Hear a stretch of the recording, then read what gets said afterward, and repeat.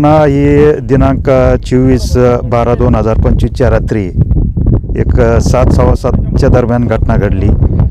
पण ती घटना सह्याद्री देवराईच्या लगत असलेल्या पिंपळवाडी गावात घडलेली आणि ही घटना म्हणजे जाणून बुजून कुणीतरी खोडसाळपणा केलेला आहे.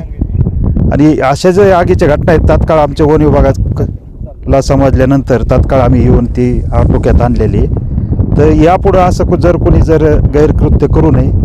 गैरकृत्य केलं तरी आम्ही संबंधित यांना जे काय वन विभागाचं वनगुन्हा नोंद होईल त्यानुसार कायदेशीर कारवाई करण्याचा प्रयत्न नक्कीच करू.